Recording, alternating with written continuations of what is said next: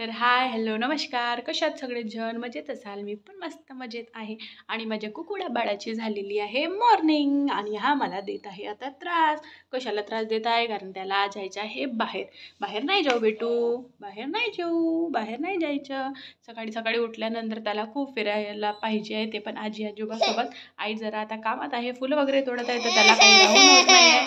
कसं रडतो म्हणून हे रडत आहे, हो की नाही दादा?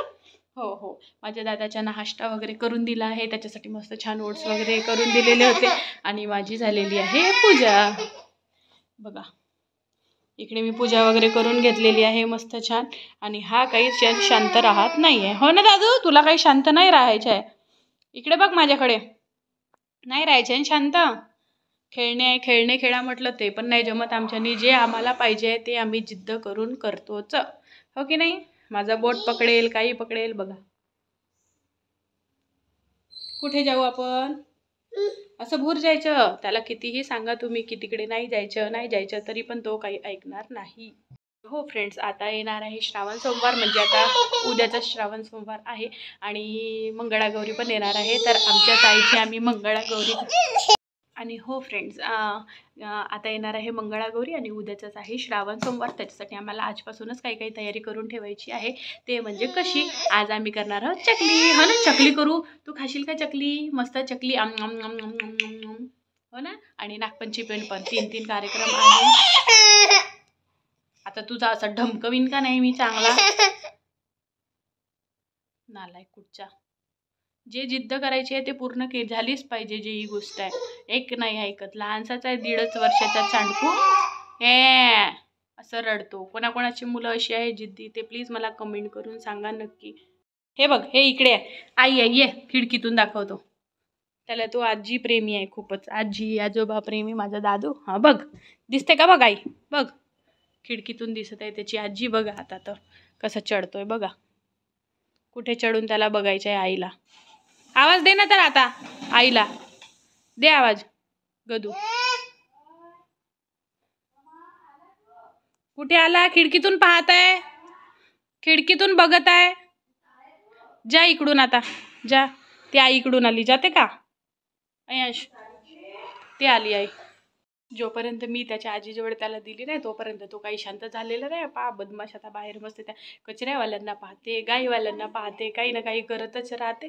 चला, तो त्याच्या तर नखरे होतच राहतील यांची. आपल्याला काही आता वेळ नाही एवढे नखरे झेलायची. दादूची आपल्याला करायची आहे स्वयंपाक. त्याच्यासाठी मी आत्ताच फ्रीजमधून काढून ठेवले छान बैगनी कलरचे वांगे आणि 2 टोमॅटो.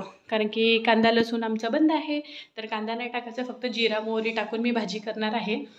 पहिल्या वर्षी जेव्हा आईने मला, म्हणजे माझं लग्न झालं पहिल्याच वर्षी आईने मला सांगितलं की आपल्याला फक्त जिऱ्या आणि मोहरीनेच तडका द्यायचा, लसण कांदा टाकायचे नाही आहे कोणत्याही भाजीत किंवा कुठे पण. तर तेव्हाच मला असं वाटत होतं, अरे बिना लसण आणि कांद्याने कशी वाटणार आहे हे भाजी वा म्हणून.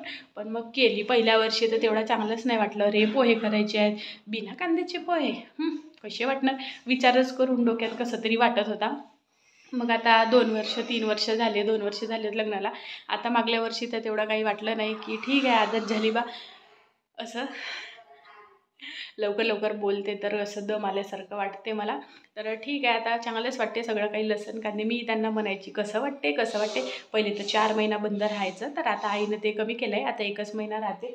श्रावण सोमवार आता सुरू झालेला आहे, तर म्हणूनच नाही खात आहोत आम्ही, असं होतं.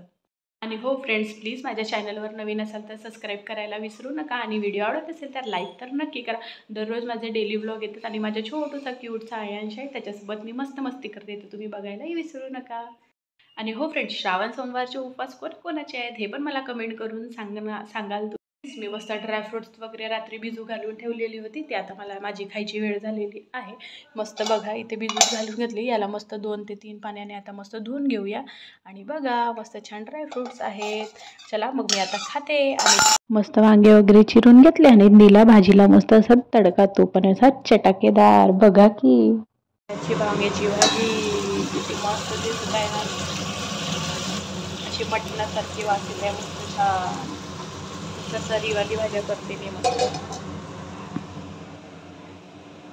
स्वयंपाक तर माझं रेडी झालेलं होतं. मी सगळं लवकर असं आवरून घेतलं, कारण की मला लागायचं होतं चकल्या करायला. कारण की माझा छोटा बाळ आहे, तर तो लगातार मला काही करू देत नाही, की एक वेळा किचनमध्ये गेला की सगळं काही होईल असं नाही. थोड्या वेळातच त्याला सू लागते, थोड्या वेळातच शी लागेल, थोड्या वेळातच त्याला जेवायचे असते, थोड्या वेळातच खेळायचे असते. आता तर इतका बदमाश झाला की कुठेही लटकून राहते, टेबलवर लटकेल, कुठे लटकेल, सोफ्यावर जाऊन लटकून जाते, एवढा बदमाश आहे. तर आम्ही घरात तर आहोत 4 जण, पण आमची ड्युटी आहे फक्त अयांशला बघायची. जे घरी असतात ते सगळे अयांशला बघतात.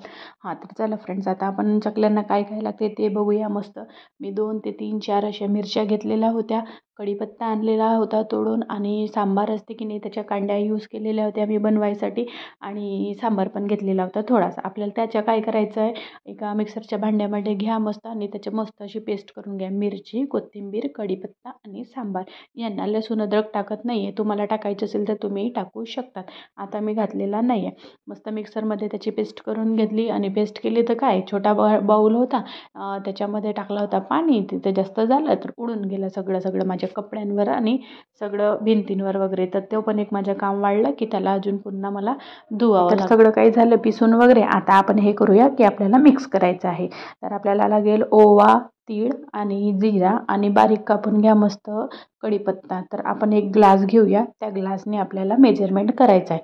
तर ते कसं करायचं, तर बघा, तांदळाचं पीठ आणायचं, छान चिकन पिसून. जरा खडदडा असेल तर त्याच्याने तुटतात असे म्हणतात, पण मी करते तर माझ्या हातची कोणतीही चकली तुटत नाही. अंदाज बरोबर असला तर काही तुटत नाही. तर आपल्याला 2 ग्लास हे घ्यायचे आहे पीठ, आणि 1 ग्लास बेसन. जर तुम्हाला वाढवायचे असेल तर 4 ग्लास हे घ्या पीठ, आणि 2 ग्लास बेसन घ्या. आणि जे पण आपले मिक्सर होतं, तीळ, ओवा वगैरे ते सगळं तिथं टाकून घ्या. त्याच्यानंतर टाकून घ्या तिखट, हळद आणि मीठ. मस्त अंदाजाने तुम्हाला किती तिखट वगैरे लागते तसे. मी 3 चम्मच तिखट घेतला, 1 चम्मच हळद घेतली, आणि 2 चम्मच मीठ. आणि जे आपण पेस्ट तयार केलं होतं की नाही, ते पण तुम्ही टाकून घ्या मस्त, आणि छान त्याला असं मिक्स करून घ्या, आणि त्याचा गोळा रेडी करा. अरे रे रे रे, गोळा रेडी करायचा नाही. गोळा रेडी करायच्या आधी एक आपल्याला काम आहे आता. तो काम म्हणजे कसलं, तिथे आमचूर पावडर पण टाकायचं आहे, म्हणजे आंबट. आणि आंबट टाकून नंतर आपल्याला आता करायचं आहे मस्त कढईमध्ये तेल गरम, कारण की आपल्याला मोहन द्यायचं आहे त्याच्यासाठी. बघा, इथे मी लोखंडाची कढई घेतली, इथे मस्त तेल तापवते, आणि 5 ते 6 चाड्या म्हणते, चम्मच आपल्याला तेल असं टाकून घ्यायचं आहे. त्याच्याने मस्त अशी खुसखुशीत होतात. तर करूया चला. तर मस्त तेल असं वाफ निघतपर्यंत तापला पाहिजे. मस्त 5 ते 6 चम्मच तुम्ही इथे टाकून घ्या. खूप छान असे खुसखुशीत होतात, आणि 2 मिनटं असे होऊ द्या त्याला. मस्त छान असे मिक्स करून घ्यायचं आहे आपल्याला, आणि मस्त पाणी टाकून मस्त गोळा तयार करून घ्यायचे आहे. 10 ते 15 मिनटं त्याला ठेवायचं आहे. 10 मिनटं मॅरिनेट झाल्याच्या नंतर आपल्याला करून घ्यायच्या आहेत चकल्या. त्याच्यासाठी आपल्याला लागेल एक साचा मिळाला. मस्त छान असे थोडासा गोळा घ्या, त्याला असं थोडंसं पाणी लावा. किंचित जर नरम असेल तर लावू नका, असंच मिक्स करा, आणि त्याच्यामध्ये घालून घ्या, आणि मस्त लावा झाकण. आणि मग काय वाट आहे, चला पिळून घेऊया आपण चकल्या मस्त छान अशा गोल गोल गोल गोल.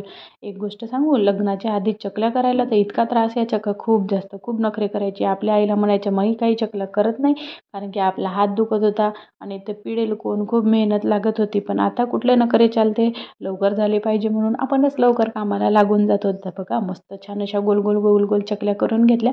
आता मी माझ्या हातच्या खूप टेस्टी चकल्या होत्या. कधी वाटलं तर तुम्ही पण टेस्ट करून बघा. आणि चकल्या मी करून घेतलेल्या एका पेपरवर. मग त्याच्यानंतर अजून तापवली कढई, त्याच्यात टाकला तेल, आणि त्या तेलात टाकली मस्त चकली. मस्त एका साईडनी म्हणजे सॉरी सगळ्या चकल्या टाकून घेतल्या, जेवढ्या मावत आहेत तेवढ्या.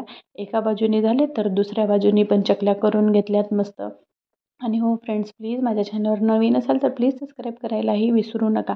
एका बाजूनी झाले, दुसऱ्या बाजूनी पण करून घ्या. असेच करता करता मी सगळ्या चकल्या आपल्या तळून घेतलेल्या आहेत, आणि बघायला पण खूप छान दिसत आहेत. तर तुम्ही पण घरी नक्की रेसिपी ट्राय करा. कमेंट करून सांगा मला कसे झालेत. तर बघा फ्रेंड्स, किती मस्त दिसत आहेत ना. दिसायलाच इतके छान असतील तर खायला किती सुंदर असतील की नाही.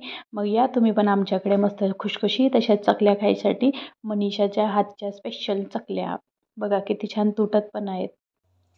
तर फ्रेंड्स, आपल्या चकल्या झालेल्या आहे रेडी. तुम्ही बघू शकतात किती छान छान चकली झालेली आहे. बघा, मस्त गोल गोल, आणि खायला पण खूप टेस्टी झालेली असेल, बघू शकतात.